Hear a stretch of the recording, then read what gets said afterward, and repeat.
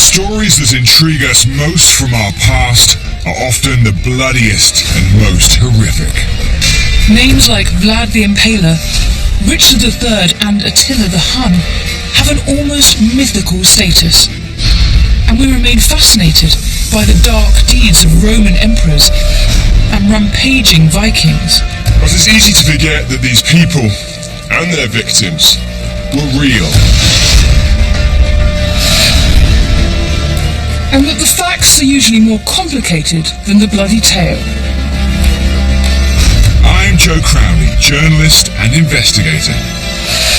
And I'm Dr. Susanna Lipscomb, historian and author.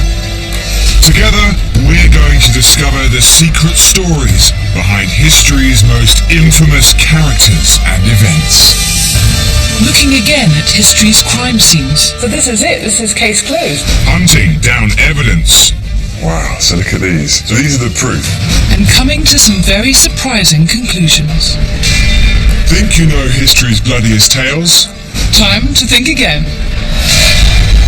In this episode, we investigate 3 gruesome acts of revenge. Benito Mussolini, the dictator's demise. Who pulled the trigger? We can probably tell which gun was used.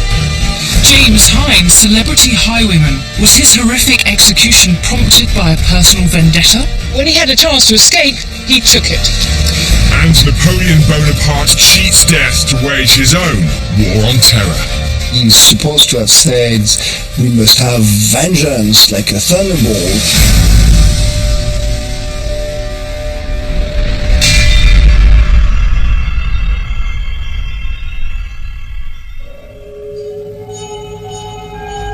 April 27th, 1945, the final days of World War II in Europe, and in the shadow of the Alps, Italian resistance fighters inspect a Nazi convoy, but one soldier is more than he seems.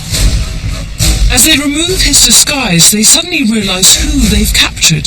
He is Italy's most famous and feared man. Ruthless dictator, Benito Mussolini.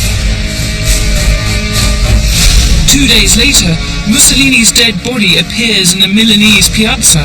A vengeful mob attacks, then hoists his bloodied corpse. What happened in the intervening hours remains one of the greatest mysteries of the 20th century. The story includes mystery assassins, secret documents, lost treasure, and shadowy political deals. But we're about to unearth evidence which casts new light on the question: who killed Mussolini and why?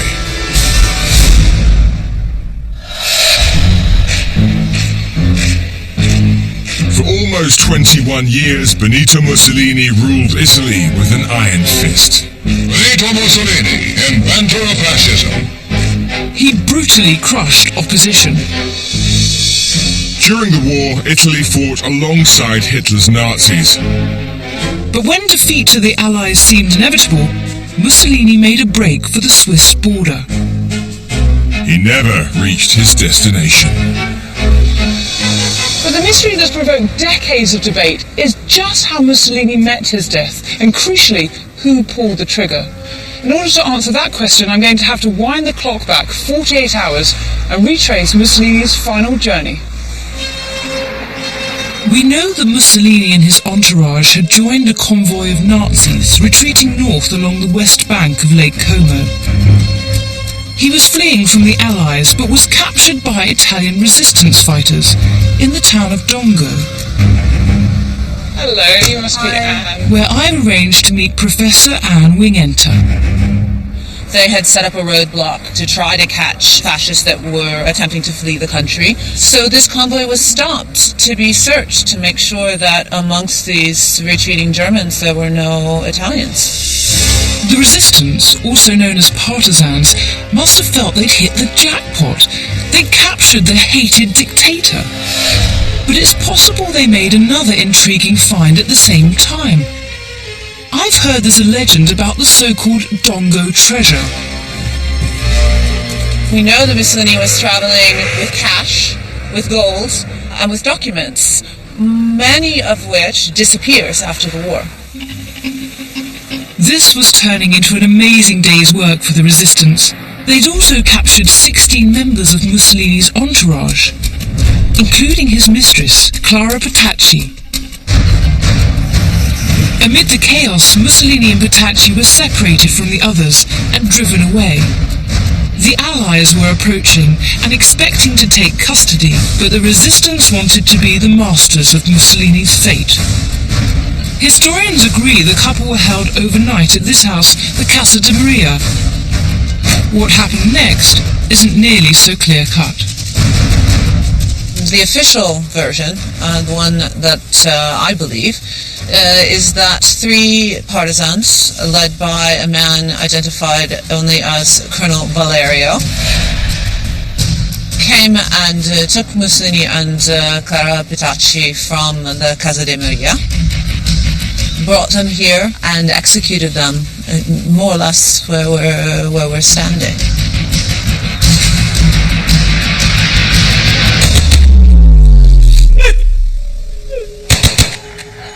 So who was the mysterious Valerio who executed the couple at these gates? His identity was kept a close secret. But in 1947, at a political rally, a communist politician, Walter Audicio, claimed he was Valerio. He certainly picked his moment. When he tells his story in 1947, he's also running for Parliament, so the timing of that is a bit suspect. Audicio stood to gain so much by claiming to have shot Mussolini that many people distrusted his story, particularly as he altered key details over the years. There are a number of elements about the story that are very unsatisfying. I mean, as a historian, I would like the details not to change. You want the story to be consistent throughout, and that's simply not the case.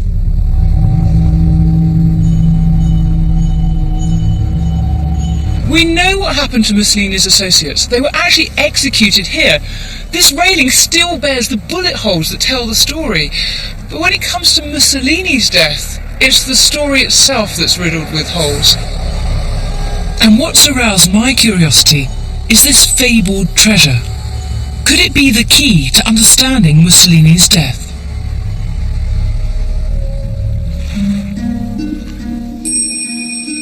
While Susie follows the treasure trail, I'm going to investigate an alternative version of Mussolini's final hours.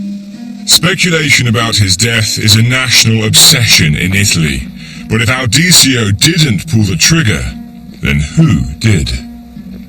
I've come to the shores of Lake Como because I've managed to track down a former soldier who was stationed around here in 1945, and he says he can tell me who really shot Mussolini. 91-year-old Bruno Lonati joined the resistance in 1943. Bruno. Oh, salve, salve. And Joe. Salve. He says he witnessed Mussolini's final moments. So, who shot Mussolini? Io. I did.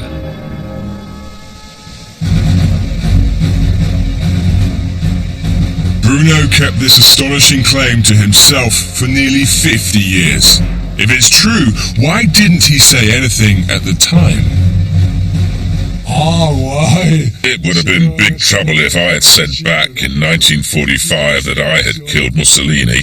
They would have killed me within minutes. Bruno believes the communists would have stopped at nothing to take the credit. So did Walter Audicio lie in order to boost his political career? Bruno claims that he was handed the mission to assassinate Mussolini. But even more staggering is where he says the orders came from. Not from resistance high command, but from British Prime Minister Winston Churchill. Bruno says he was recruited by an English secret agent, codenamed Captain John. We felt close because we realized that we were both facing enormous risk. It may sound like a Bond film, But Bruno insists that Churchill himself gave the orders. Recover some vital documents and then kill Mussolini.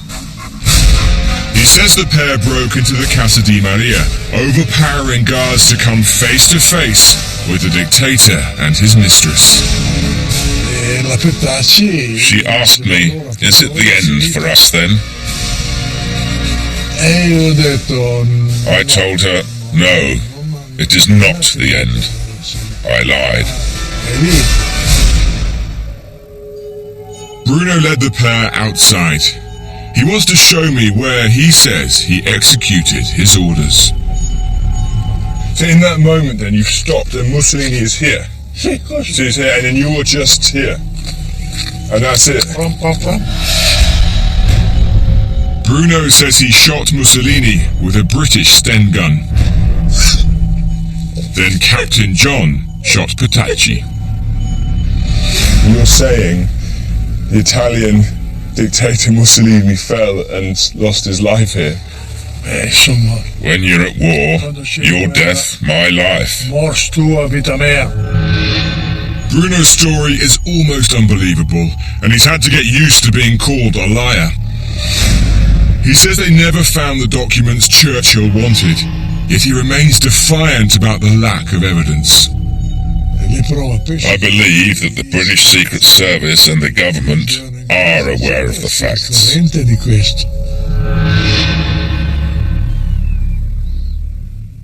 Is really a plot born in Britain?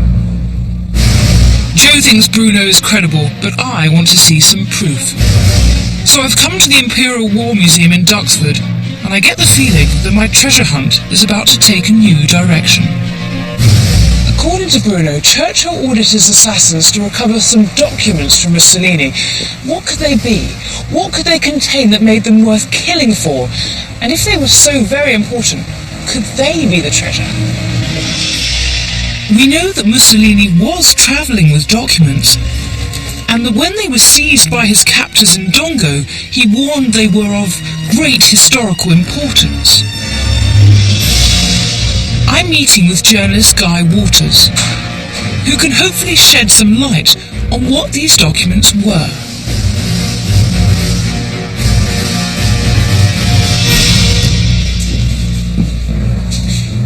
So what have you got for me? Well, here we have a copy of Oggi magazine, and this was a huge magazine in Italy, sold 450,000 copies, and in 1954 it produced this absolutely explosive material of the Churchill-Mussolini correspondence. These sensational letters show Churchill offering Mussolini secret peace deals, totally undermining the Allies' policy to only accept unconditional surrender. It's just the most extraordinary trail of letters that builds up a kind of profile of a dialogue going on between these two men who are meant to be sworn enemies. Are these the documents that Bruno says he was sent to recover? Are these the letters that Mussolini died for? Surely if these had come out, it would have been extremely damaging for Churchill. It makes sense that he would want to recover them. It would have been amazingly damaging for Churchill, and it would have totally altered our understanding of him as a man. We would now be seeing Churchill as a traitor. If these letters are real, they are truly breathtaking. But you have doubts, don't you? I have massive doubts about these, and I'll tell you why. First of all, there's the very obvious sort of textual problems with it. I mean, for example, we've got here a body from which Churchill's meant to be writing in April 1940 called the Supreme Headquarters in Whitehall. Well, there was no such place as the Supreme Headquarters in Whitehall. It's what a forger would think there would have been. Secondly, it goes against everything we know about Churchill, who is one of the most analysed figures in world history. This is impossible.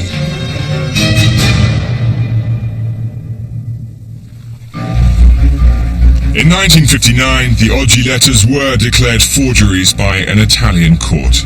But that doesn't mean that Bruno is lying. I want to give his account one last shot.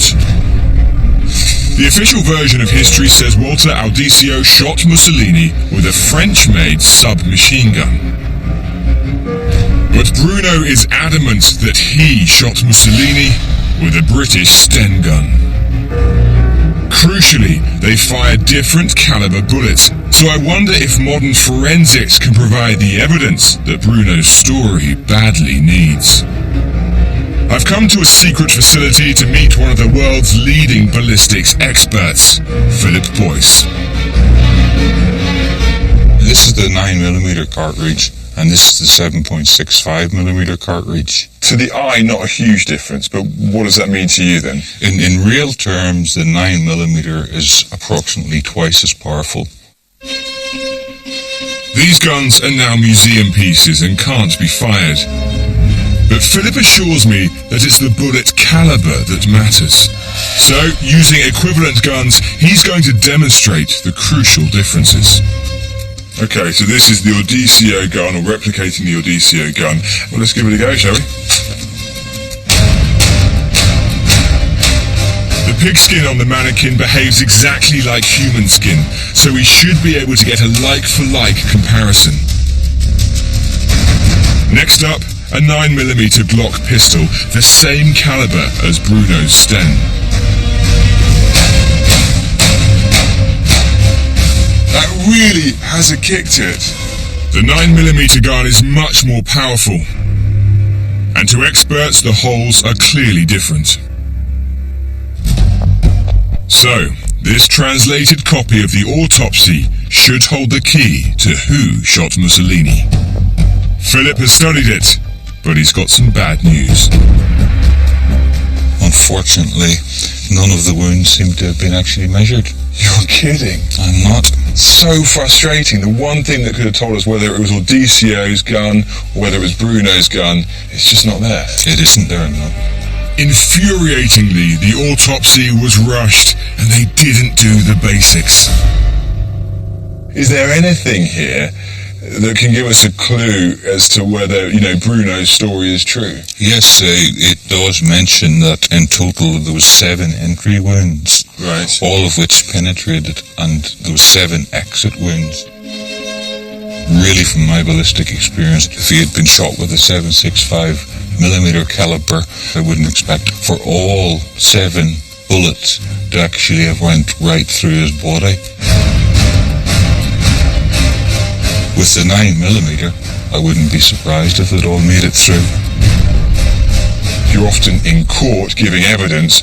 What would you say in court on this case? My verdict would be that, in my opinion, it's more likely that Mussolini was shot with the 9mm Sten gun. You'd side with Bruno's story? I would, yes. Bruno has often been dismissed as a fantasist. But does this brand new evidence mean we have to think again? These ballistics cast serious doubt on the official version, and while they far from prove that Bruno pulled the trigger, they do lend weight to his story. I thought we'd ruled out the whole elaborate yarn about Churchill and the secret letters to Mussolini, but now, I don't know what to think.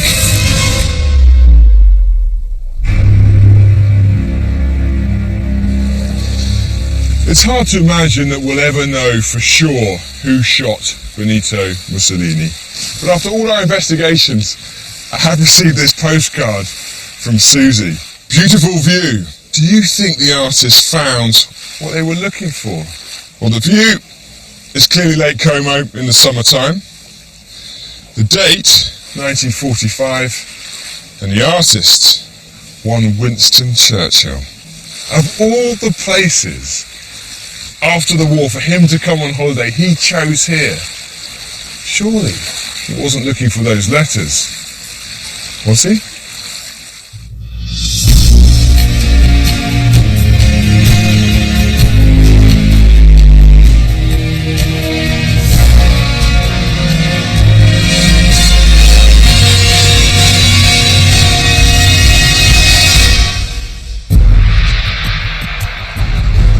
It's September 1652, and the law has finally caught up with English highway robber James Hind. In moments, he will be hanged, drawn, and quartered. A traitor's death. This early tabloid superstar is the most famous criminal of his day.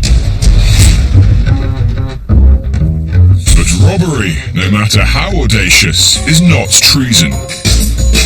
So what did James Hind do in order to die as a traitor? Is it possible the manner of his death was ordered by England's king killer, Oliver Cromwell? Now do as I command!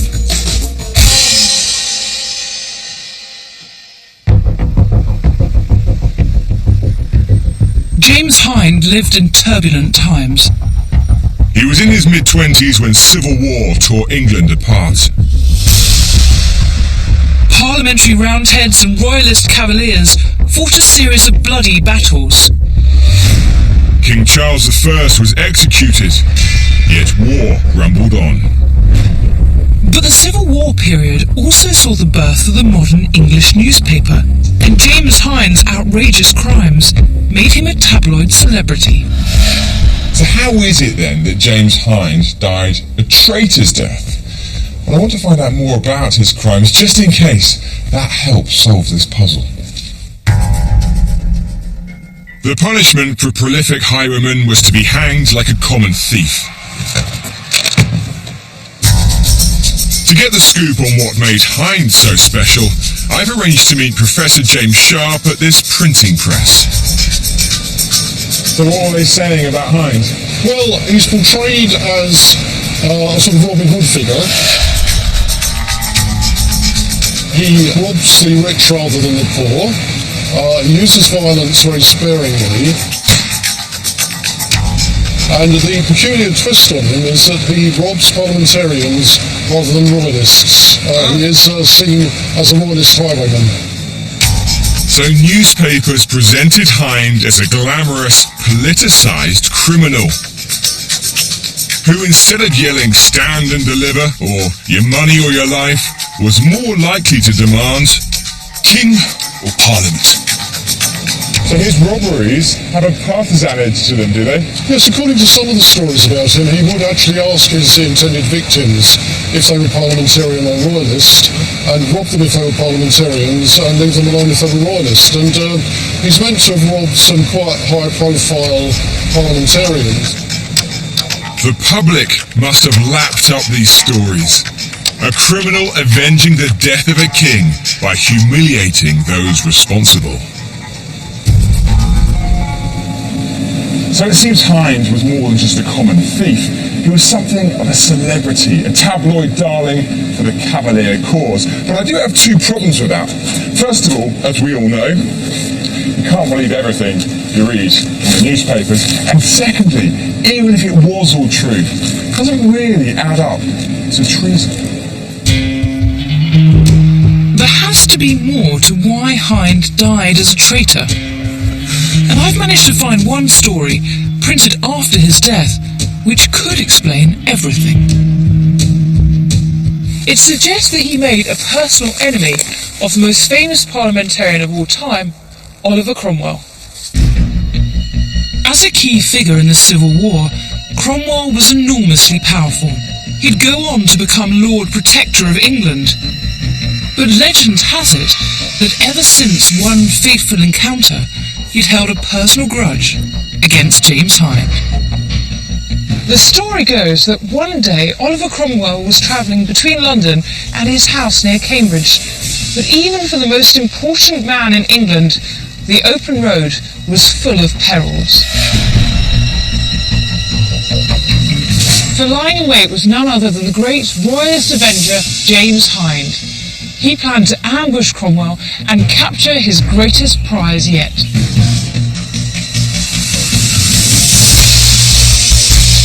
When the moment came to attack, Hind suddenly realised that they were massively outnumbered by Cromwell's entourage. But when he had a chance to escape, he took it. It's said Hind only escaped capture by riding his horse to death. This line smacks to me of another tall tabloid tale.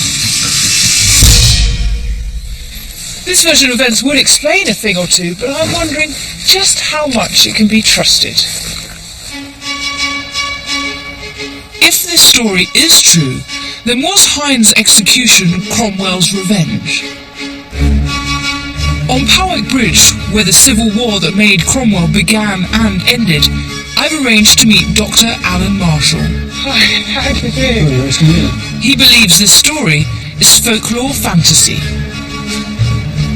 It comes out 40 or 50 years after the events it describes, and Cromwell is also part of the mythology of these type of tales and stories.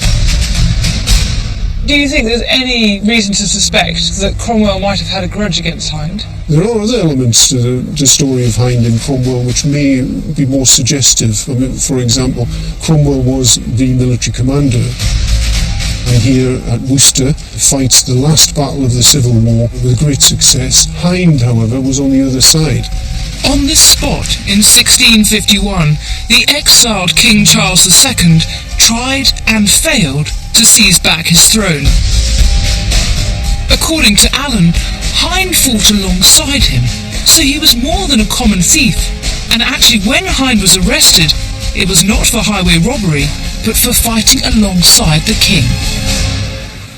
But would you think a traitor's death would be the normal punishment for someone who served as a soldier in the war? For an aristocrat or an officer who had fought in the Royal Army, yes. But for somebody such as Hind, he was basically a corporal, he was an ordinary soldier, it's highly unlikely. It doesn't really stack up to a traitor's death, does it? Well, I agree, there are problems with it, and it is, in the end, a bit of a mystery for you.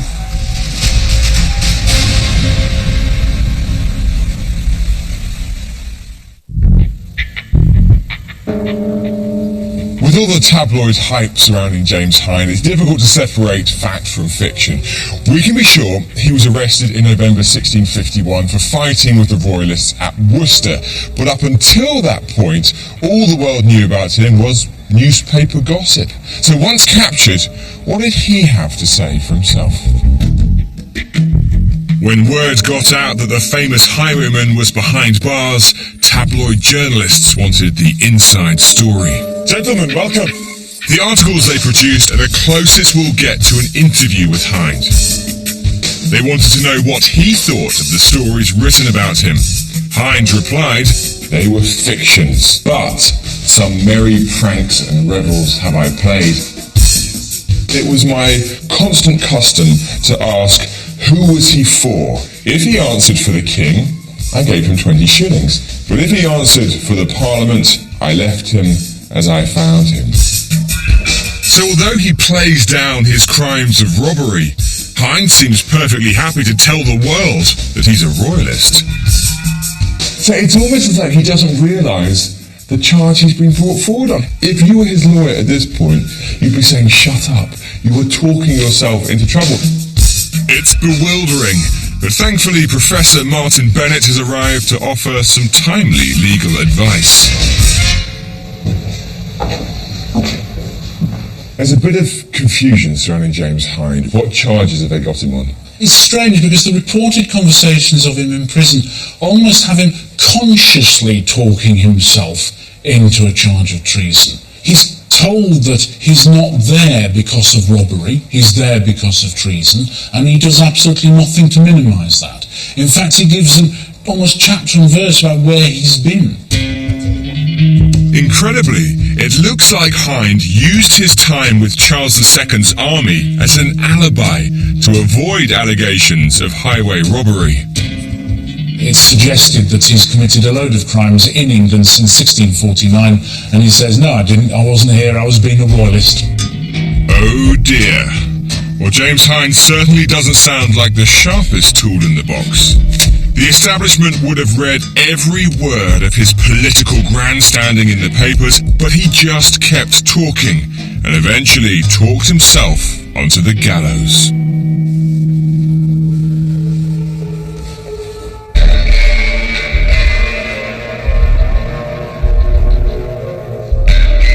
Joe thinks that's case closed, but I'm not convinced. I don't believe he was stupid in talking to the papers. I think this royalist rogue had a game plan. I think that James Hind knew that more prominent royalists than he had walked free.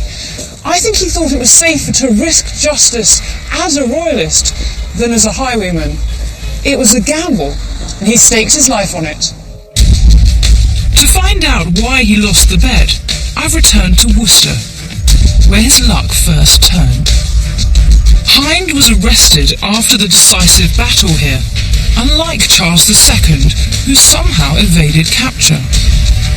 Dr. Gillian Spraggs has offered to explain why one rumour in particular meant the odds were stacked against Hind. There were stories in the weeks after the Battle of Worcester, that Hind was the person who had helped Charles II escape from the field and had guided him to safety.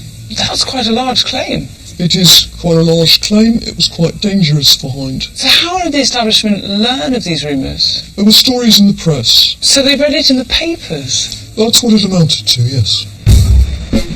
Hind denied the story, but his tabloid legend had taken on a life of its own. The public must have loved it, even if it proved to be pure fiction. After the Restoration, Charles told the story many times, who helped him, where he went, where he hid, and Hind's name was never mentioned. It seems Hind's gamble had failed because he wasn't in control of his public image. The papers printed what they liked, and I think the authorities believed what was convenient. He was a figure of defiance, a figure of resistance. They needed to dispose of him. I don't think it was fair. I think you could even call it judicial murder. Whether it was Cromwell or someone else who gave the order, James Hind paid the ultimate price for professing his loyalty to the king. On the 24th of September, 1652, James Hind died a horrible death here in Worcester. His last words were, God bless the king.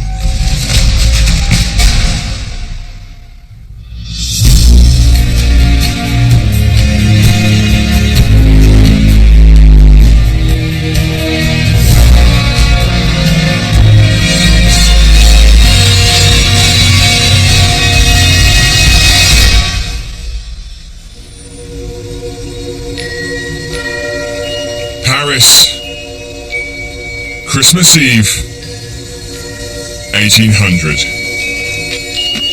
And revolutionary leader Napoleon Bonaparte sleeps in his carriage.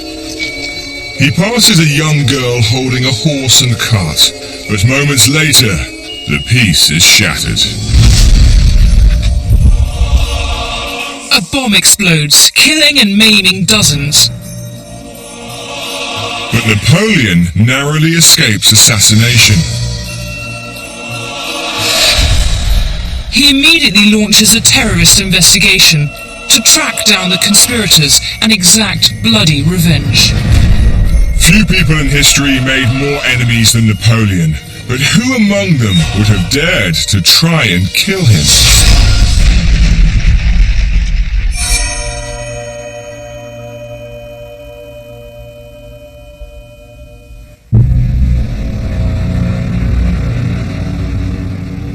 In the 1790s, bloody revolution annihilated the French aristocracy.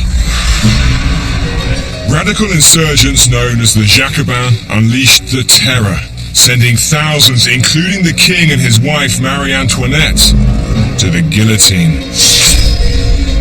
In 1799, Napoleon Bonaparte, a former Jacobin himself, seized control of the revolution, becoming first consul of France. In need of stability, he declared the bloodshed over and tried to make peace with the royalists. This enraged the Jacobins, who felt Napoleon had sold out the revolution. France was now full of people thirsty for revenge.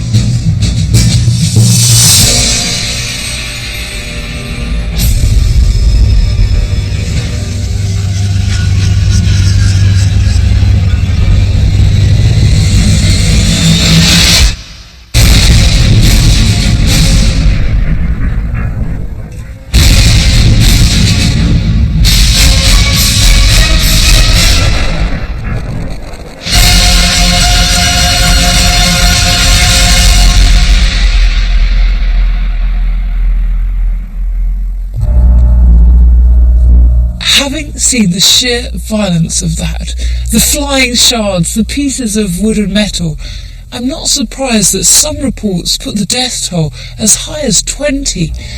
Many more people were maimed. One bystander had her breasts ripped off, and the girl herself, she was torn to pieces. In 18th century Paris, this would have been utterly terrifying. And just as after JFK's assassination or the 7/7 bombings, there would have been fear, there would have been outrage, and there would have been a massive manhunt.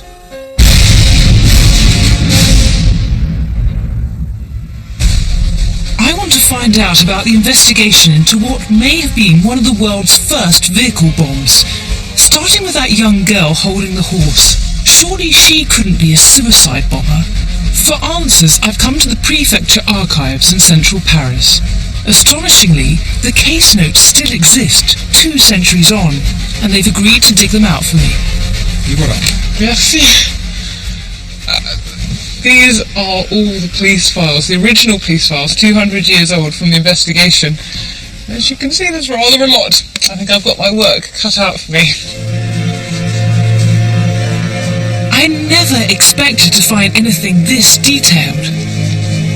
These amazing files contain eyewitness statements, post-mortems, crime scene analysis, the sort of detective work you'd expect today. The police managed to track down the girl's mother, and I found the statement she gave about her daughter. Her name turns out to be Alexandrine, and it says she was selling bread in the road. And then this is the crucial bit. It says that she was approached by a man who promised her a small number of coins if she would stand and hold the harness of his horse for some time. And so she agreed. And in doing so, she unwittingly exchanged her life for the promise of a little cash. So who was this ruthless child killer and would-be assassin? This police memo instructs all officers of Paris to find him and how to go about it. It says you can identify this person because they would have had a horse yesterday and now they don't. And it says to the officers, go about this business with all zeal and all intelligence of which you are capable. If they can identify the owner of the horse, they've got their bomber.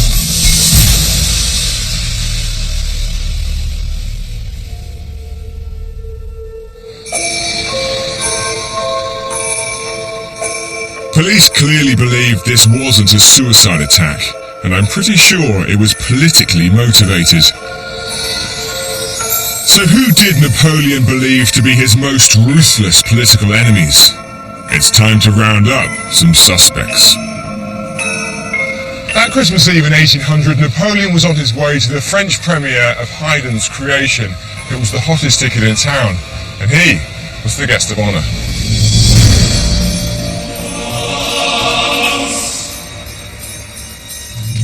He wasn't far from the opera house when the explosion ripped into the Paris night. Napoleon was a soldier. He knew what it was to face death. But it's one thing staring down your enemy on a battlefield, quite another to be ambushed in your own capital city. Just who of his many enemies had tried to kill him? What was going through his mind? And where would his vengeance fall? By the time he arrived at the opera, word of the attack had spread. Napoleon entered to a standing ovation. But what he wanted to hear was what his Minister of Police, Joseph Fouché, had to say for himself. I've arranged to join historian Pascal Dupuis for front row seats to the confrontation that followed. Fouché had a massive network of informers who were working for him, and he wanted to know why Fouché didn't know anything about it. He's supposed to have said, we must have vengeance like a thunderbolt. Fouché's failure to foil the plot alarmed Napoleon, but he was quick to identify his key suspects. declaring that this had to be the radical Jacobin to which he himself once belonged. They were the main opponents, and they were probably the one who were able to do such a thing. They thought he was a traitor, someone who were just taking the power for himself. Fouché disagreed. He believed this was a royalist plot. But Napoleon was adamant and ordered Fouché to draw up a list of 130 Jacobins. The punishment would be exile. France at this time is synonymous in many people's eyes with the guillotine, so surely exile's not so bad. He was actually extremely bad as well. He was called the guillotine sèche, the dry guillotine. You were under the sun, but not for fun. In exile, the Jacobin would almost certainly die of starvation and tropical disease.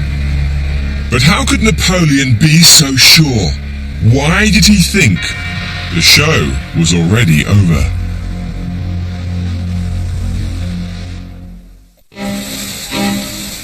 While Joe delves further into the politics, I'm back on the detective trail. I want to know why the formidable Fouché didn't pick up on the plot and how he set about making amends. Fouché appears to have masterminded a massive investigation, generating hundreds of leads. But I'm told the big breakthrough came from this. Catherine Delors is a lawyer and historical author. Hello, Susanna. Lovely to meet you. Who knows this case inside out. Fouché was very meticulous.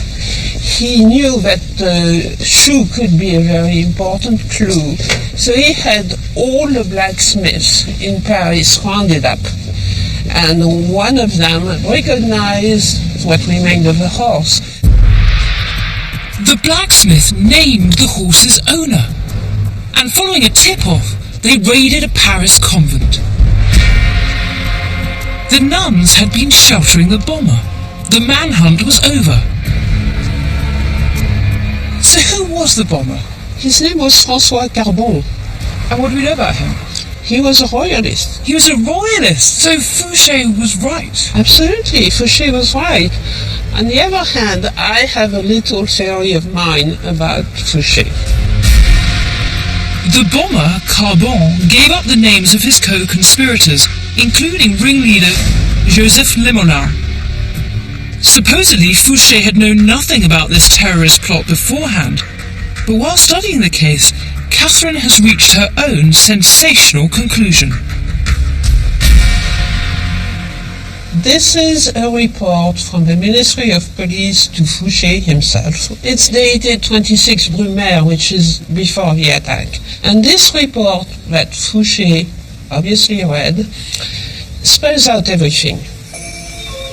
It says that Limoillan has just arrived in Paris to prepare a big strike.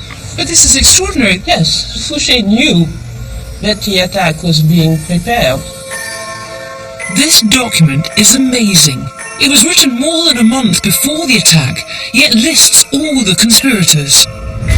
From everything we know about the meticulous Fouché, he's not the sort of man to have ignored something like this. So why doesn't he do something to stop it? He was ready for Napoleon being assassinated, and maybe he wouldn't have minded that. On the other hand, if the attack failed, as it did, he was ready to be the super cop. So either way, he was going to come out on the winning side. He was just a brilliant political player. No, he wasn't very nice, but he was brilliant.